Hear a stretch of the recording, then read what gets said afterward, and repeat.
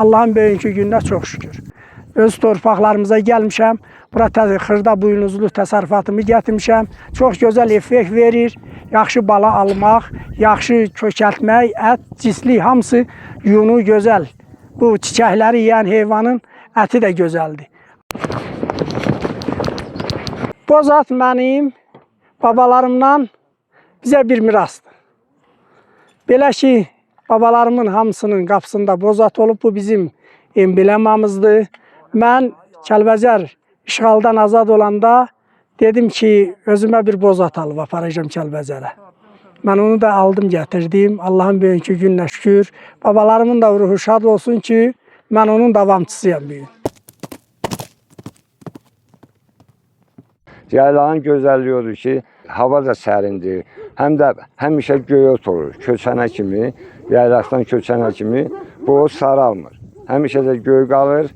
Bura Kəlbəcər rayonunun Molla Bayramlı kəndinin ərazisi, Qara Arxac deyilən ərazidir. Biz hal-hazırda 2500-dən artıq xırda buynuzlu heyvandır, 25 baş iri buynuzlu heyvandır, 7-8 atımızdır. Gəlmişik, 5-ci ildir ki, biz öz dədə-baba yerimizə, yurdumuza gəlmişik. Suyu təmiz, bulaqların suyu, həm heyvanın ətində, həm də südündə böyük bir fərq olur, daha dadlı olur, daha gözəl olur.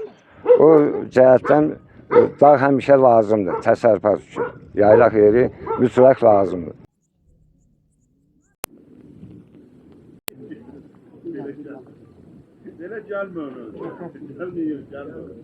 Yaylaq həyatında durub çörəyimizi pişiririk, qoyun sağırıq, çiçək yığıb çay dəmləyirik.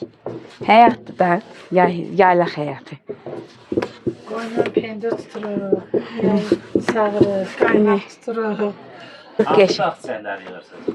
Qantəpər, çəki otu, çay otu, ramaşka. Havası təmiz, suyu təmiz, gözəl, qəşəng. Allah şəhidlərimizə də rəhmət eləsin. Qazilərimizə də can sağlıq.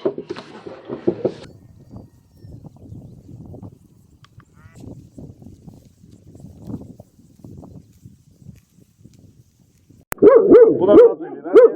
Hasarlı üstüne çıkmıyor.